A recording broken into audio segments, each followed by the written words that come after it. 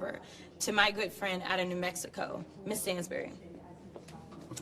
All right, well, good morning, everyone. It is Monday, February 9th. We are just walking out of the deposition with Ghislaine Maxwell after the House Oversight Committee has subpoenaed Ms. Maxwell to speak to the committee in our ongoing bipartisan investigation into the crimes of Jeffrey Epstein and to hold those accountable who have not yet been investigated and convicted of those crimes.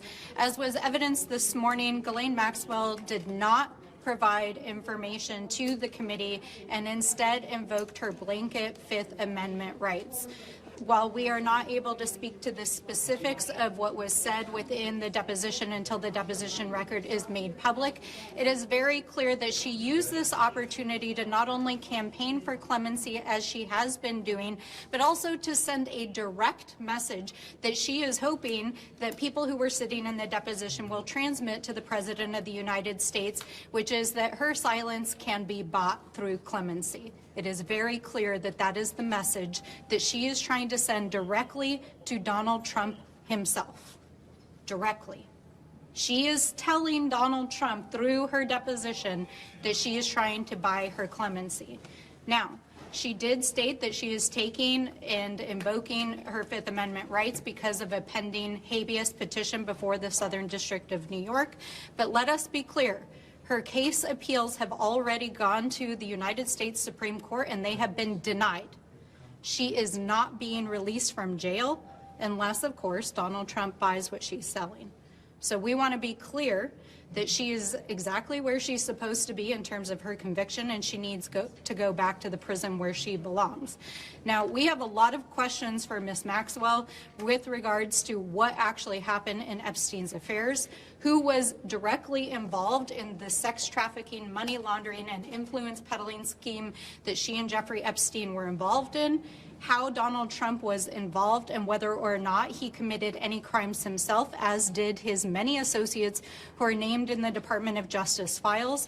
Let us be clear that Donald Trump is not only named thousands of times in the latest release from the Department of Justice, he is named over 38,000 times in the files that were released 2 weeks ago alone. And we know that that only represents half of the files that the Department of Justice has in its possession, including files that were used for direct investigations of perpetrators, people who committed crimes, people who were co-conspirators in those crimes, and individuals who knew of those crimes.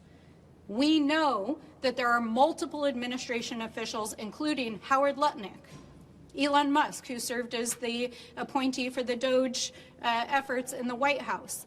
We know that the Secretary of Navy. We know that Steve Bannon. We know that there are more than 36 associates, family members, and individuals directly associated with Donald Trump named in those files. Now, there are now at least 9 or 10 other countries across the world that have opened investigations or forced their leaders to step down because of their mere association with Jeffrey Epstein. And the United States government is engaged in an active cover-up of the largest sex trafficking scandal and influence peddling scandal in the history of the United States, and Donald Trump is right at the center of it.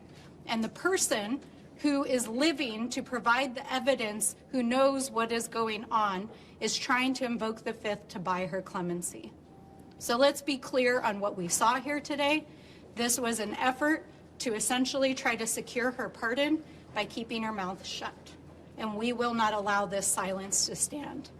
It was announced late last week that the Department of Justice would allow members of Congress to view the unredacted files of the files that have been released, and many of us will head to the Department of Justice today to look at the memos and internal documents of the Department of Justice that were removed from the website, to understand why names of survivors were unmasked and why and who the Department of Justice is shielding as they have redacted files that include perpetrators and co-conspirators.